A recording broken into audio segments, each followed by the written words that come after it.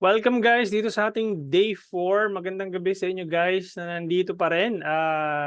Sinamahan ako hanggang day 4. And hopefully, you'll be guys still be joining me up until tomorrow. So, okay na ba kayo? Let me just quickly remind you guys for our topic tonight, which would be the um, Facebook ad metrics, no? Ano ba yung kailangan metric na pag kailangan nating bantayan whenever we run ads, no? Facebook ads. So, let me share my screen, no? Um, Let me just quickly share. 1 second. There you go. Okay. So, for those of you, sino dito ang may website na? Sino ang gumagamit ng website or landing page? Type me in the chat. Wala?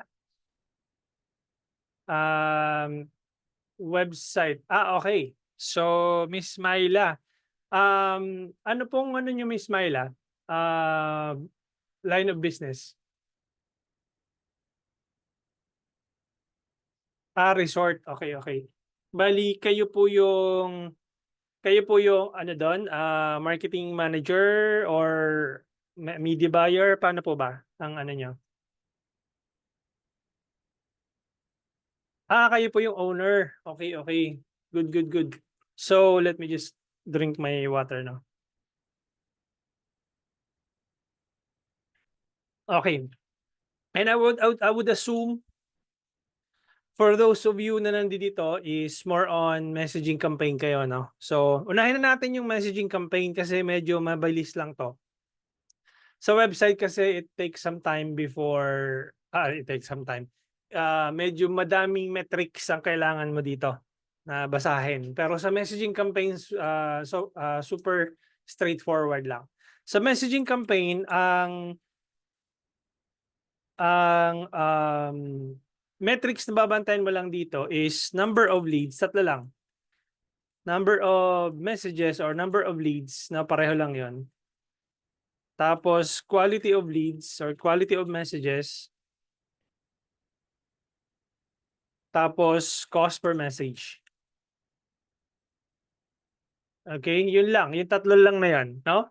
Ibig sabihin, ilan yung pumasok na messages? Halimbawa, 350 sa loob ng isang buwan. Let's say September 2025. Kunyari lang. No, magkano yung total ad spend mo? Yun. Halimbawa, total ad spend mo ay 15,000 pesos. No, ilan yung pumasok na message? 350. Quality ba yung messages na pumapasok? Yes or no? Tapos magkano yung cost per message mo? So if you were to do the math, 15,000 pesos divided by 350 messages, that would be 42 pesos and 85 cents. That's gonna be your average cost per message. So yun lang, pagka messaging campaign. 'Di ba? So I'm gonna send it over here sa chat box, no? And that's it. No, walang hindi siya masyadong komplikado in terms of metrics, 'di ba? However, if you are optimizing for website purchase, these are some of the stop sharing your screen muna, no? My screen. So these are some of the metrics na babantayan mo. Let me just share back my screen. So especially kung nakaano ka, kung mamaya ko na i-ano yung sa'yo, Miss Myla, para dito tapusin ko lang ito. So, let's say for example, meron kang website, let's say Nike or Adidas, 'di ba? Meron bang ads si Adidas? Si Nike na lang. Nike.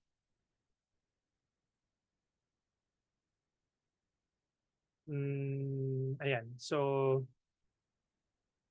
si Nike, this one. Okay. Tingnan natin kung may ads siya. There you go. So, this one, no? Itong shop now, diretso to sa ano, sa website. Tingnan natin kung diretso sa website. Ayan, diretso siya sa website. Now, dito sa Ads Manager, no, let's use my campaigns, no? And basically, dito, pagpunta mo dito sa performance, pag kinilik mo tong drop down, click mo tong customize columns. And remove natin dito yung mga hindi na importante, no, para sa akin. So actions, tanggalin natin. Bid strategy, hindi ko na kailangan. Last significant edit, attribution settings. Amount spent, lagay natin dun sa taas. Itong ends and schedule, tanggalin na natin to. So, itong budget, siguro lagay natin sa dulo. Budget, amount spent. Yan. Budget, amount spent. Results, cost per result, pagsamahin natin yan. Impressions, reach,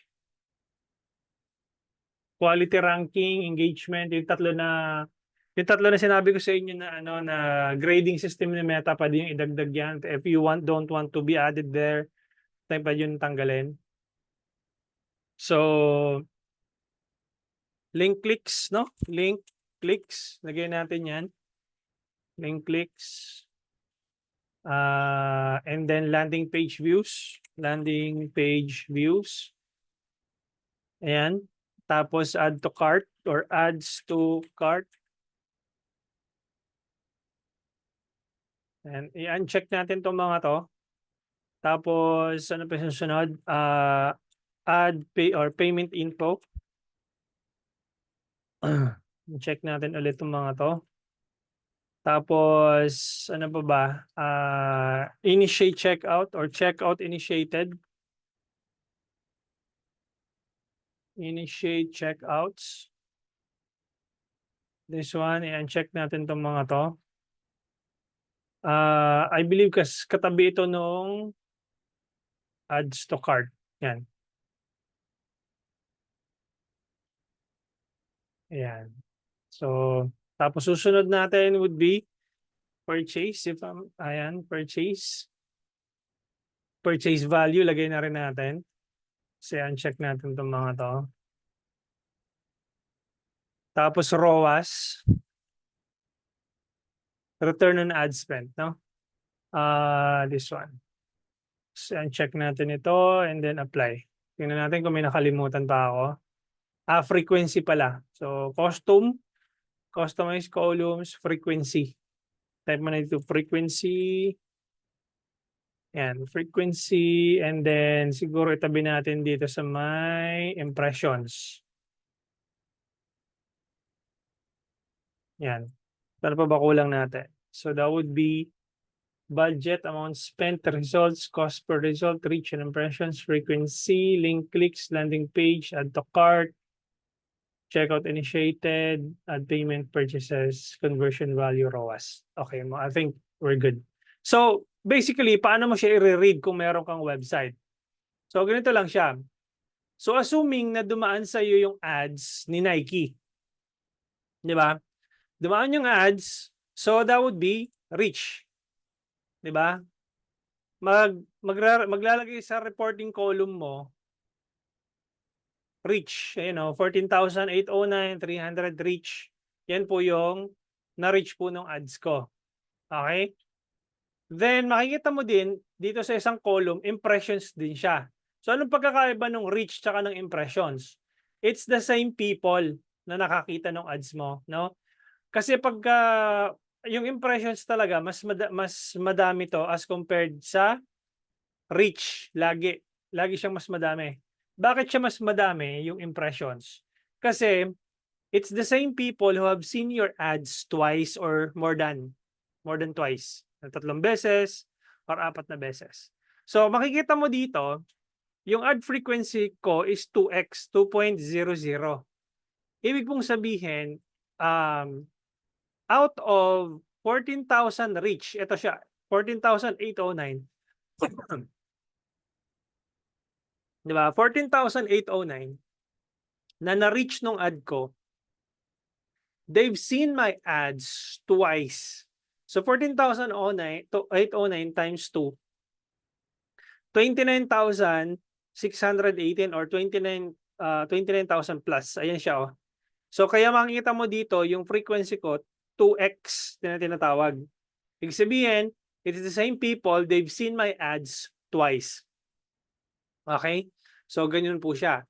Ngayon, out of 29,536 impressions, ilan doon ang nag-click? Ayan, oh, link clicks. 'Di ba? So let's say for example, naging reach na 'to, 'di ba? Na-reach tapos nagkaroon ng impression and someone click on shop now, 'di ba? Kinilik nila 'to or ginanto niya, click. So, ang lalabas po dun sa reporting column is link clicks. Ayan, oh, 454 link clicks. Ibig sabihin, 454 yung nag-click dun sa link ko out of 29,536. Naalala nyo yung day 2, di ba? 10 million yung audience size mo, pero yung 10 million na audience size na yon, hindi yun bibili sa'yo agad-agad. Or konti na lang yung bibili sa'yo doon. Tingnan mo to. Out of 29,500 plus na nakatao na nakakita nung ads ko. Imagine niyo ulitin ko, almost 30,000 or 29,500 plus nakatao na nakakita ng ads ko. 400 lang doon yung nag-link click. Out of 454 na nag-click doon sa link ko, 298 lang yung landing page views. Ibig pong sabihin, if you do the math, 454 minus 298, merong 156 na katao na hindi na nakapag-antay na mag-load yung page. Kaya nga siya landing page views, di ba? Hindi na nila naantay na mag-load itong page na to. So parang ganito yung nangyari dyan. So, nakita nila yung ad, kinilik nila yung link, pero dahil matagal mag-load yung website mo, hindi nila naantay na lumabas ito. Kaya out of 454 na link clicks, 298 na lang yung landing page views. Ibig sabihin nun, merong 156 na hindi na nakapag-antay na mag-load yung page ko. Nag-opt out na sila. Okay, ang tawag doon bounce rate. Ngayon, out of 298 landing page views, ilan doon ang nag-add to cart? Wala kayong makikitang add to cart dito kasi hindi naman Shopify yung gamit ko. I'm using a different landing page. I'm using GHL. No? So, meron akong nilagay doon na initiate checkout na tracking. So, makikita mo din dito na there are multiple checkout initiated. So, ganito yung nangyari doon. So, dumating sila doon sa product page. Ayan, kamukha nito. Diba? Tapos, ang ginawa nila, diba, landing page to nakapunta siya doon sa product page So, ito yung landing page. Namili sila, kunyari, size 10. Tapos, add to bag. No, yun yung add to cart. Ito siya, adds to cart. Tapos, so napunta na doon, pag kinilik ko na tong view bag, tapos, kunyari, kinilik ko tong guest checkout, ang mangyayari po noon, magpa-fire naman yung checkouts initiated. Yan po yun. Someone tried to make a purchase or to check out. Okay? So, bakit may discrepancy? 298 yung landing page views, tapos 338 yung initiate checkout. Maybe there are people who have tried multiple times checking out. Okay, kaya 338. So, ads payment info, yung website ko kasi, walang ads payment info. Diretso po kasi siya sa Sendit, yung payment gateway na ginagamit ko. Kaya wala kang makikitang ads payment info. Pero pag Shopify ang ginamit mo, automatically meron tong lalabas dito. Okay? So, out of 298 landing page views, 6 lang ang bumili. Ayun o, na-record dito. Purchases, 6. So, nag-check out dito, halimbawa, itong nilagay dito yung payment info, ayan. So, PayPal or GCash, etc. So, lalabas po yun dun sa, dito sa column na to, ads payment info. Ibig sabihin, there are people who have tried to submitted their payment information and let's say, for example, out of 15 16 or sabihin natin out of 12 add payment info, meron akong 6 na successful purchase. 'Di ba? So ganoon po siya basahin. Then yan, so nag-place order ako, then magpa-fire yung purchases which is ito na nga siya, yung column na 'to. Now lalabas yung purchase conversion value. I'm not sure why it's not showing here, but I think it has something to do with my tracking.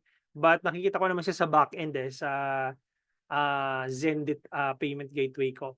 So, ang nangyayari po diyan is possible po na skewed yung number na nakikita nyo. Kasi currently, yung purchases ko sa back end, pumalo na po siya ng 9 purchases.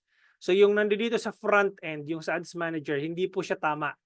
Okay, ibig sabihin, under-reporting po siya. 6 yung nakikita ko dito, but in reality, doon sa Zendesk account ko, siyam po yung lumalabas doon. So, if I were to check my screenshot, kasi screenshot ko lang to kanina eh. So, ito po siya. So, ito yung totoong purchase ko. Hindi yung nandoon sa ads manager. So, in-screenshot ko to kanina. So, if you were to count it, 1, 2, 3, 4, 5, 6, 7, 8, 9. Siyam po yung benta ko sa backend. So, wag po kayong mag-rely po doon sa ads manager data because hindi skewed po siya, hindi po siya totoong numero. It's either mag-over-reporting siya or mag-under-reporting. Okay? Medyo advanced lessons lang yon, yung part na yon kasi meron tayong tinatawag na iOS 14 update and some people opt out of tracking, no? So right now, at least you have an idea how it's gonna work, no, in terms of kung may website ka. Pinakita ko na sa inyo yung step by step kung paano siya anong tawag dito? Nagwo-work in terms of your data. Now, let me have Miss Myla. Pa-send po Miss Myla nung website niyo po dito para magkaroon tayo ng idea. Ano natin yung mismong website mo. Ano pangalan nito? Gawin natin example. Although resort po kayo, so wala po kayo nung mga sinabi ko sa inyo na wala po kayo nito. Hindi po nyo to i-read, no? Wala po kayong adds to cart, wala kayong checkout initiated, wala kayong add payment info. Possible may purchase kayo and hindi po kayo mag-focus sa purchase, magpo-focus kayo sa leads. Okay? So, ito, Samantha Vacations Home. Yan. So, yung website ni Miss Myla. So, wala po, yung mga nabanggit ko kanina, dahil iba yung business model niya, wala po kayo nito. Possible may link clicks kayo, may landing page views, pero wala kayong ads to cart kasi more on, ano po kayo, anong tawag dito? Lead generation. So, itong website po ninyo na ito, unang-una, madali ko pang ma-identify kung naglagay po kayo ng Metapixel. So, pag kinilig ko tong ano ko na to, itong extension ko na to, pag kinilig ko tong Metapixel Helper, ibig sabihin po itong website ninyo wala pong na-install na Facebook Pixel. So importante po 'yon kung mag-optimize po talaga kayo ng website conversions. Saan po to gawang website po ninyo? Check ko madali lang to i-check kung saan gawa yung website. Right click, view page source, tapos ano ba to? Hard-coded ba tong website mo? WordPress? Ano ba to? Saan ba to gawa? Pina-customize nyo po ba to? Yung website po ninyo? Pwede kitang i-unmute Teka lang. Ayan. Pina-customize nyo po ba to? Yes, WordPress. Teka. Ano po yan? Oo, pinagawa ko siya. WordPress ang ginamit. WordPress. Okay. So, kamukha nito ang bagal mag-load. Talaga? Ayan. So, or possible kasi, ano ko to, possible sa net ko or possible mabagal talaga yung loading ng website mo. So, ang website po kasi ngayon, Miss Myla, hindi na po kasi siya, well, yung website mo kasi, nandiyan lang yan for branding. Pero karaniwan ngayon ng mga businesses, gumagamit po sila ng landing pages to collect leads. Itong website po ninyo, anong tawag dito, hindi po siya designed for lead generation. I'll give you an example of a landing page in a website. So, ito po yung ano ko, ito po yung website ko, digitalhomie.net. Okay? Etong website ko na to, it's just there to for my branding, for my coaching program, 'di ba? Nandiyan lang siya, pero hindi ko siya ginagamit to collect leads or to drive traffic. Dito ko dinadrive yung traffic sa isa kong domain, which is this one. 'Di ba? Ito yung landing page na tinatawag. Kasi ang pagkakaiba ng website and landing page, marami siyang button yung website. So may free training dito, may about section dito, may online courses dito, and people get lost when they visit your website, no? But if you want someone or people to take action, no? Ang daming distractions dito, 'di ba? Kaya po siya hindi siya naka-design to collect leads or information. Etong landing page na 'to, wala siyang ibang button kundi ito lang, join the live training. 'Pag bumaba sila dito, join the live training. Ayan. So, join the live training and that's it. Iisang button lang yung nandiya diyan. Ibig sabihin, kahit saan siya pumunta diyan, isang button lang yung makikita niya. Naka-focus lang sa isang direksyon. So, kung dinala ko siya sa website ko, maaaring maligaw siya. Okay? And then mawala yung intent niya to make a purchase. In terms of your website, well, okay naman to for your branding. But if you are really serious of collecting leads or collecting information so that you can be able to anong tawag dito? To get more leads for your business, then you need to be able to invest into a landing page like this. Simple landing page, one pager, and then that's it. 'Di ba dito kayo nag-check out, naalala nyo nung nakita niyo yung ad ko, nag-click kayo dito, napunta kayo dun sa checkout page, nagbayad kayo, and that's it. That's how simple it is. Ang gagawin mo, Miss Myla, para doon sa line of business mo. Okay, doon sa Yeah, business mo. question Yes po. um, kasi 'di ba ang landing page, dapat sure ka na kung ano yung bibilin mo, right? What do you mean? Like, Kasi dun sa ano ko, sa business ko, kailangan makita muna nila yung calendar, eh, kung ano yung, available na dates.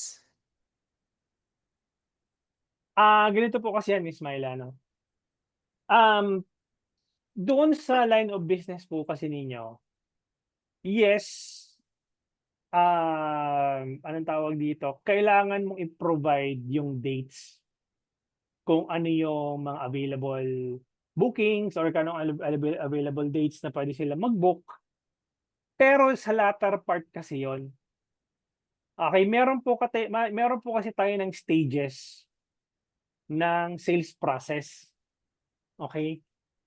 Pag binigay mo agad sa kanila yung dates,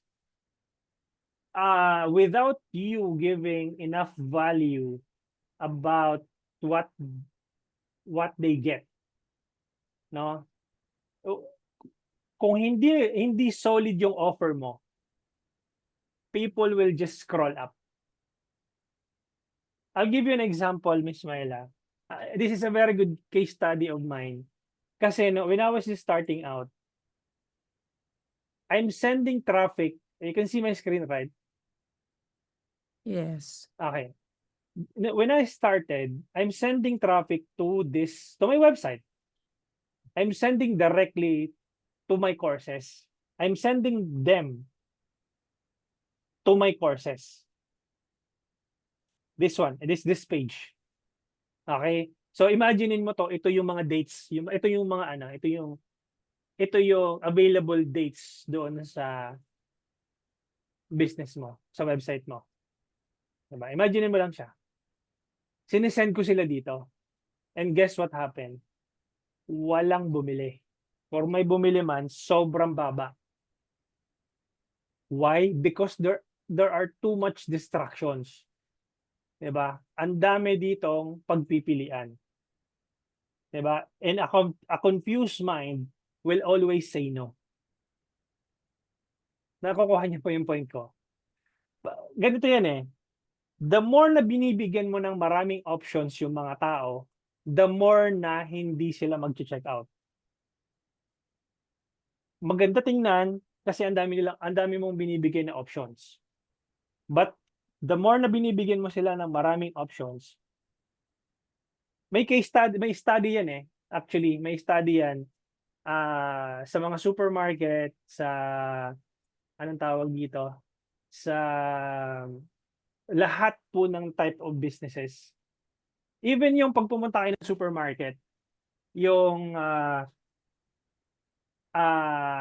pansinin nyo, pag pumunta kayo ng supermarket, yung mga candies or yung mga gummies na mga pambata, nasa bandang baba ng shelves. Diba? Nandoon siya. Because why? Yung mga bata, yung height nila, pinapantay ng mga supermarkets na talaga makita nila ng mga bata yung options. Diba? Tapos, magtuturo na yun, mami, pabili ako nitong ano na to. Kasi kitang-kita ng mga bata. So, anong mangyayari kung nilagay mo yung sa pinakataas yung ano, yung mga gummies or mga pambata na candies. So, hindi na makikita nung ano, so, pareho lang yung konsepto dito sa landing page. Di ba? Ang mangyayari dito, kapag sinend mo siya dito, pag sinend ko dito, nung nag-start ako, kukonti yung nag-check out. Bakit? I'll give you an example. For this one, na kunyari introduction, advanced lesson, senior specialist course. So, imaginein mo, nakita yung ad ko, nag-click. So, that's one click. Diba? Tapos, napunta sila dito, and then namili sila. Kunyari. Tapos, nakapili ako ito, senior specialist. Kinalik ko to. So, that's second click. Diba? Tapos, wala pa rin. Nagbabasa ako dito. Binasa ko ng konti. Tapos, ano yung susunod? This one, join. This is third click. Okay?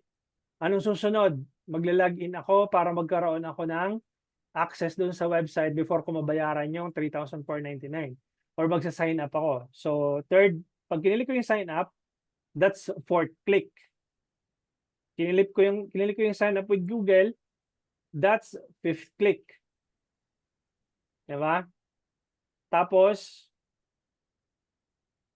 magbabayad ako through online payments by Zendit. Ilalagay ko yung pangalan ko dito. So, pag kinumpleto ko to, pag kinilik ko yung buy now, that's pang-ilan? Pang-anim na click. Tapos, mapupunta ako dun sa payment by Zendit. So, bago sila maka-exit dun sa website ko, nag-click muna sila ng kulang-kulang 8 click. Okay? Definitely, your conversions will drop because sobrang haba nung customer journey. However, dito sa landing page, nakita nila yung ad ko, first click. Kinilik nila tong join the live training na button, second click. Nilagay nila dito yung pangalan nila, information, and email. Continue, third click. Namili sila kung anong payment gateway. And then that's it, fourth click. Within just 4 steps, they were able to check out from my website. So, kung dadalhin mo dito sila sa website mo, pupunta sila sa gallery, okay, tapos i-review ka nila, titingnan nila kung ano yung mga itsura nito, ganyan-ganyan. Tapos, okay, tapos pupunta sila sa reviews, tapos titingnan nila, okay naman yung reviews mo, may dumating na pusa. Yung ano niya, yung alaga niyang pusa. 'Di ba? bigla siyang tinalunan nung alaga niyang pusa. Nawala na siya sa focus. Nagkaroon agad ng distraction. 'Di ba? "Uy, Mingming, nandito ka pala." Tapos biglang tinawag siya ng anak niya. "Daddy, kailangan ko ng ano, ganito, ganyan." Oh, 'di nawala na siya sa focus, tapos na yung ano mo, yung, tapos na yung intent niya to check out. So if I were you, gawa ka ng isang simple landing page and then put your offer there. That's it. They can leave their information, something like, I don't know, you can create a compelling or irresistible offer, something like, book a family of 4 or 5, halimbawa, for only this much, 'di ba? Or get a free massage, sauna, whatever, for 5 people, uh, valid until September 30 only, 'di ba? I tell you, kahit na hindi pa nila nakikita yung buong resort mo, if you have something, compelling and irresistible offer, people will opt in based doon sa offer mo. Does that make sense? Yeah, but based on our experience talaga, even sa Facebook, they really have to talk to us and ask for many things bago sila makapag-book. So, hindi talaga agad nagbo-book immediately eh. That's why yung Hmm, Airbnb ko rin, kasi posted din siya sa Airbnb eh. Even sa Airbnb, even before they book, ganun sa Airbnb, it's so easy. Just have to click book now, parang ganun eh, and pay. Pero even then, they can't book immediately. They will ask a lot of questions. So siguro because yung target market is nasa B and higher. So before they pay, they want to ask a lot of questions before even paying. So I agree naman with landing page. Actually, that's one of our considerations now. But again, even with the landing page, I don't know if we can actually add calendar there, but it's really necessary to have a calendar even sa landing page. So I'm not sure if it's pwede to have a calendar even in the landing page. Kasi after asking question, that's the next thing to do eh. They will check your calendar and see kung ano yung available and book. Ganun. okay. So, I just wanted to insert, doon sa sinabi niyo na payment, yung sa part na payment. You're not gonna be asking them to make a reservation agad. So, I'll give you an example of a sales process that you can use for your business. So, ganito po kasi siya. Yung sinasabi ko po sa inyo na offer, hindi po siya agad hindi po sila agad na magbabayad. So, for example, ito yung ad mo, 'di ba? 'Di ba? Ito yung Facebook ad mo, nakita nila. Then, dadalhin mo sila sa isang landing page. Tapos, ano yung nasa landing page na 'to? Offer.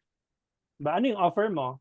For example, they can get a coupon for 5 persons, 'di ba? That they can claim. Pag pumun pag pag pumunta sila do'n sa place mo, 'di ba? You can give them you can put this as a giveaway already, 'di ba? Ngayon, kung sold sila doon sa offer mo, they will actually send a message, 'di ba? Dun pa lang papasok yung message na part na, "Okay, I'm sold to ano, to your offer. Ah, Actually, we are a group of 10 people and based doon sa promo po ninyo, meron kayong ganitong libre na ganito. So, we want to avail that." Okay, good. So, nag-message na sa inyo, 'di ba? Nag-usap na kayo through messages. Then dun niyo pa lang ibibigay yung checkout page ninyo kung saan kayo magbabayad, o kung saan sila magbabayad, I mean. So, dun pa lang papasok yung payment, initiate checkout or initiate payment na tinatawag, 'di ba?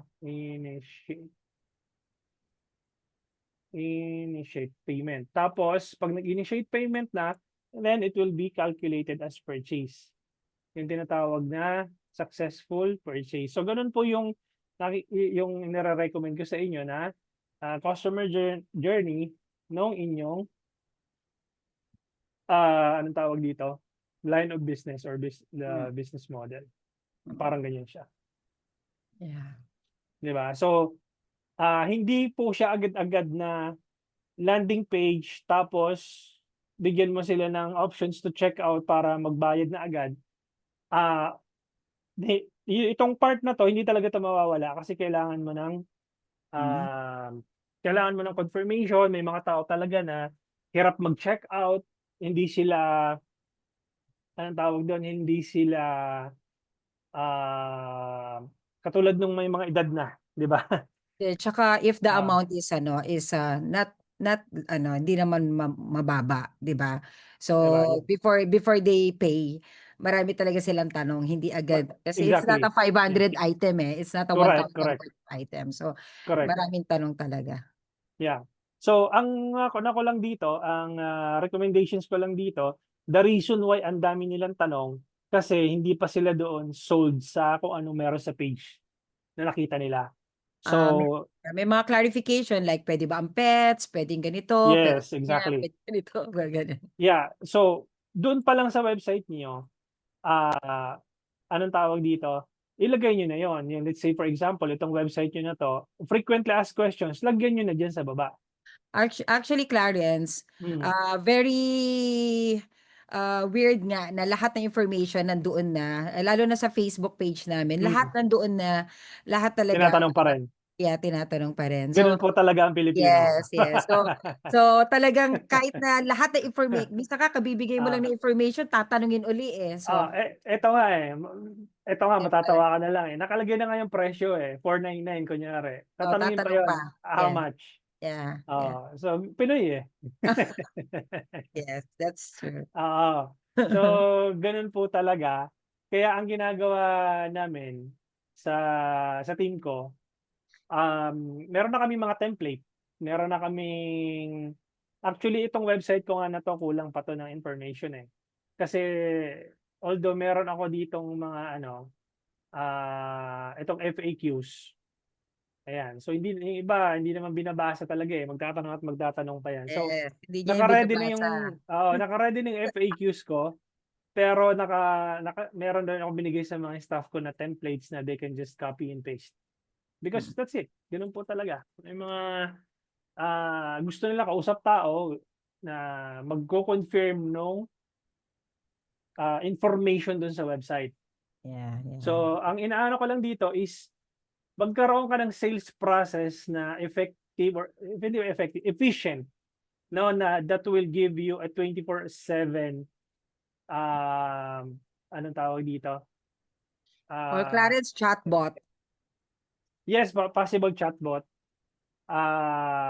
Or pinaka-simplified nito is a landing page and a thank you page that would give the entire information dun sa thank you page na part, which is nandoon na yung video that explains everything. Yes, yeah. Gano'n siya. Para ma-minimize mo yung ano, yung number of questions. Kasi hindi mo naman talaga yun maze-zero in, eh, 'di Mm. ba? Hindi mo siya maze-zero in, pero at least by the time na pumunta dun sa staff ninyo para magtanong, for closing na sila, ibig sabihin half sold na sila doon sa binebenta mo. Hindi yung hindi yung by the time na nag-message sa inyo yung o yung prospect, eh, mag-uumpisa kayo sa how much po, 'di ba? So by the time na dumating na sa inyo dun sa staff mo yung inquiry, ang tatanungin na lang nila is anong available na date and time, 'di ba? Possible ba yung ganito? Kasi alam na nila, meron na silang idea how much it would it cost, saan yung location, et cetera. So, half sold na sila. Yun yung gusto kong ipaano dito na i-clear niyo yung sales process ninyo para hindi kayo bugbog sa messages nung nakaka-reply. Does that make Agree. sense? Yeah, thank you, Clarence. Yeah. Daniel, analytical clients, also they want build trust. Yes, exactly. So, um Especially kung nagbebenta ka ng mahal talaga na item or services, mahaba yung sales process po niyan. Yes. Nagbebenta ka ng condo, nagbebenta ka ng life insurance, you need to build trust. So, yun, ganun po yung anong tawag dito, recommended ko sa inyo. And you also know how to you should also know how to calculate your average customer acquisition cost or your ideal customer acquisition cost. How much are you willing to pay for every customers that comes in? Yun. So pag-usapan natin yun tomorrow. Okay? Okay. Questions, guys? Merong questions? Anyone? Before we end tonight? Meron akong hinahabol na meeting eh. So, let me just give you a couple of minutes for those of you na may mga questions before we end. Anyone? If wala na, they don't ask more questions. In Shang Hotel, they don't ask more questions. Well, they were able to probably establish the brand, 'di ba? Shang na yun eh. So, possible 'yon na establish na yung brand or possible na all available information nasa website. Okay, kasi last time nung nag-book ako ng Widows Hotel, I mean, we just simply search it on the website, book it using my credit card, that's it. 'Di ba? So, kasi na sila, established na talaga sila diyan. So, pero kung nagsisimula ka pa lang or hindi ka pa masyadong kilala sa market, you need to establish trust. That's the reason why people is going to ask questions sa messenger. I mean, the messenger, and then once you have established trust, then they can send you a payment, 'di ba? Yeah, Dami that's why mo- that's why Clarence kami minsan inaano namin, dina-divert namin sa Airbnb kasi Airbnb is a trusted platform. Exactly, yeah. Yes. So doon namin sila dinadala. So if ayaw nila makipag-usap sa amin and book through us, okay, Yeah. we will give the link of Airbnb and you book through Airbnb. Yeah, because Airbnb is a trusted Platform. platform. So no questions asked yun. People are going to open their wallet and put their credit card info, and that's it. Diba? But for example, first time ka nilang nakita sa Facebook, newsfeed nila, and then I mean, even if kahit na 500 peso product nga yan minsan duda pa sila eh. Correct. So, yun. Mark, what's your suggestion for a webinar? Traffic, landing page, or leads? Leads po, Sir Mark. Coach, ano recommendation mo kung i-avail sa courses mo? I'm real estate salesperson, baguhan sa ads. I would suggest digital scientist because I normally give twice a month live training session. So if you avail expert level digital scientist, you'll get all my courses. Lifetime access naman to. Lifetime membership, one-time payment, tapos twice a month live training session. And then you can get all my courses, all access to my courses. It's a group session, twice a month. And then, yeah, if you're really serious about doing the advertising.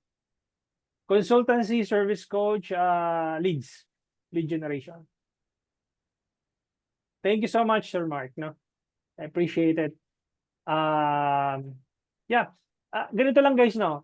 If your product or services na nakikita ninyo na would take some time for people to buy or to make a purchase or to make a decision, 'di ba? Leads ang gamitin po ninyo. And the reason why I optimize for purchase dito sa training ko na to, because it would only cost you for about 499 pesos. Diba? And if you're sold to what I'm offering, then you get to check out, diba? Without thinking too much. Because it's very cheap naman, 499. Diba? So, but if if your product or services would cost them for about 5,000, 10,000 pesos, and you feel like, maybe they won't trust me right away. So I need to come up with something that they will opt in so that I can nurture them. Once they opt in their email, their contact info, for example, I'm selling a property, I'm selling a life insurance, I'm selling a yacht, diba? I'm selling a 10,000 peso, or I'm selling a cold plunge that would cost them for about 180,000 pesos. And then it may take some time before they make a purchase until they are sold to what you're trying to offer, and you've been able to establish trust that okay, there are people buying this cold plunge, and then I'm going to buy it as well. 'Di ba? Nakausap kita sa phone, nakausap kita sa Messenger, nakita ko na may social proof ka that there are people buying it, then madali mo nang ibenta. 'Di ba? So, pa-send ng alin ng course, ito po siya. Punta ka lang sa website ko, but if you want, I can send it over here. 'Di ba? Especially online selling, 'di ba? Ang daming bogus ngayon. So, you have to be very aware na ayan, na-send ko na po si Daniel. Okay. Mark, yung kagaya ko, binigyan ako ng budget for 1,500 for 3 weeks and ad campaign. I'm very new to Meta, so I need all the recommendations and strategy. Normally, yung 1,500 na yan, Sir Mark, 1,500, i-divide mo yan sa 30 days. That's about $50 per day. Okay na yan. Pasok na yan. Yun naman ang recommendation ko sa international. Sa local market, 15,000 for testing.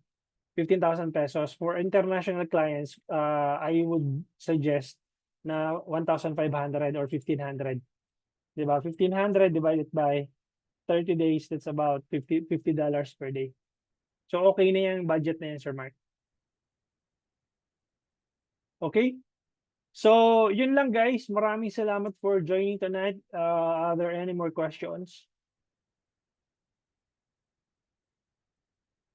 Anyone? Wala na? So, kung wala na, maraming salamat for joining tonight. I'll be seeing you tomorrow at 7:30 p.m. And yes, Sir Daniel, mayroon ka pang question? Unmute kita. Sige, go ahead. May question ka pa? Nag-handle ka na ng company? Yes, I'm a media buyer. I'm offering my services. And the reason why I'm selling my courses because I'm attracting businesses that will avail my services. Diba? You can message me directly sa Facebook profile ko. I'll be sending it to you. Diba? And hindi na ako magpapaligoy-ligoy guys. I'm getting clients. This is my client acquisition channel, di ba? The reason why I'm selling my courses because I'm trying to attract people like you to avail my services, or people like you to enroll in my courses. That's how I get my profit. Di ba? Huwag na tayong magpaligoy-ligoy. So, ang tawag ko dito sa offer ko na to, you see this Miss Myla, di ba? It's my offer, 499 pesos. That's my tripwire offer, or that's my low ticket offer. Di ba? You can think of something like this, similar to your to what I'm doing for your business. Di ba? So, put something that would cost them a small amount. Parang ganito yan get a piece of your cake. Let them taste a piece of your cake, and then if they like it, they will buy the whole cake. Ganun lang yun Diba? So, ako po may UK client hair salon, sobrang baba ng $70 for 10 days. 70 pounds for 10 days. Ano ba naman yun? Walang pera yan, Miss Sel. No, may pambayad pa ba sa'yo yan? Pagka mga ganong client, bitawan mo na siya. 'Di ba? 70 pounds for 10 days. Divide mo yan sa 70 pounds divided by 10. That's about 7 pounds per day. Mababa yun. Okay? So, kahit na ibigay mo sa akin yan or kahit na ano, or kung nababayaran ka naman, so and then nag-start ka pa lang, so be it, keep that client. Use that as a training ground. But sobrang baba nun, 70 pounds per day, for 10 days. Baba nun. And hindi lang siya 10 days ang pag-uusapan dapat dito na budget. Give them at least a month of budget. Ano po recommended for ads? Yung sweldo ko po different. So for ads, at least kung pounds yan, mga 1,000 pounds man lang per month. Diba? Mark, yung $50 po, pwede mong gamitin yung ano ko doon, 100 pesos Facebook Ad Strategy Framework. Yung $50 na yan, hatiin mo sa 5 ad sets. Pwede yun. Natig $10 per ad set. Okay, kasi pag yung dinivide mo yung 1,500 USD sa 30 days, that's about $50 per day. So i-divide mo yun into 5 ad sets, natig $10. Okay? Daniel, if ikaw in my situation, baguhan sa ads, anong advice mo para makuha ng more leads? Create more content, create valuable content, craft an irresistible offer, and then just keep giving value to your audience. That's it. Diba? And build trust. That's how you build trust. Create value, create content. Kasi yun ang labanan ngayon sa social media eh. You need to show up yourself. Value, value, value, value. Ang tawag ni Gary Vaynerchuk doon, job, job, job, right hook. Ibig sabihin, job, bigay ka lang ng bigay ng value, and then if the moment is right, that's your right hook. Diba? If you want to sell something, then you can sell something because they've already known you, you have provided enough value, and people will buy whatever you're trying to sell. Isang client niya, yeah. Ganun lang po siya, and maraming salamat guys for joining tonight, and I'll see you tomorrow at exactly 7:30 p.m. Okay? So thank you and have a good night. Bye-bye.